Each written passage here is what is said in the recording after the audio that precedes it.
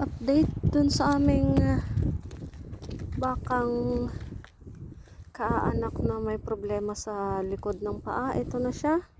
So nilagay namin siya sa labas kasi dumating yung veterinaryo dito. Ang sabi, kailangan naming ilagay siya sa lugar kung saan yung floor is uneven para raw ma-practice yung kanyang paa.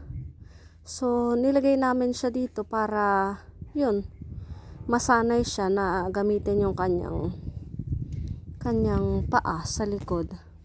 Or kung hindi siya gumaling within 2 weeks, kasi sabi ng veterinaryo, hindi ko naabutan kasi wala ako dito.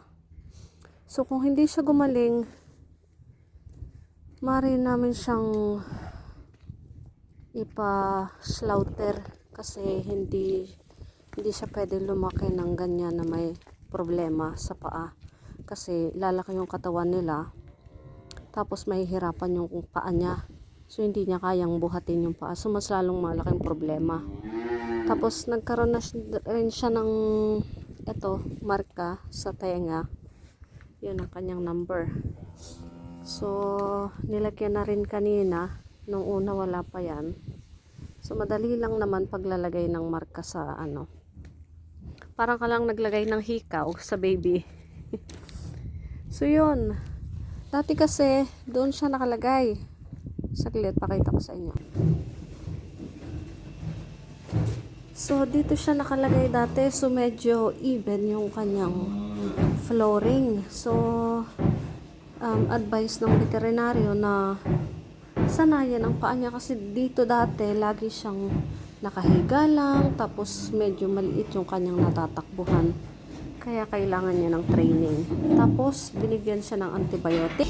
So itong antibiotic na hindi siya antibiotic, parang analgesic sa atin, or pag may nararamdamang sakit para matanggal ang sakit. So ito yung binigay ng veterinaryo.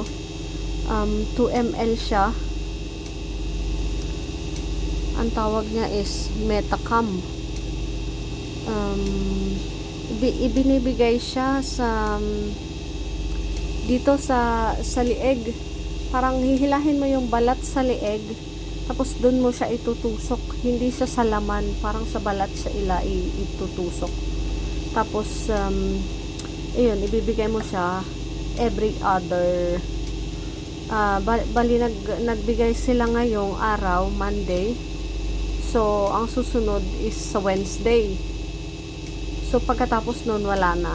Para hindi lang siya makaramdam ng sakit. So yun nga. So i-update ko kayo kung anong mangyayari dito. So after 2 weeks, tingnan namin kung kakayanin niya. Kung hindi siya maging better, is wala talaga. Kailangan namin i-send sa slaughterhouse. So yan guys, i-update ko ulit kayo. Salamat sa panonood. Bye!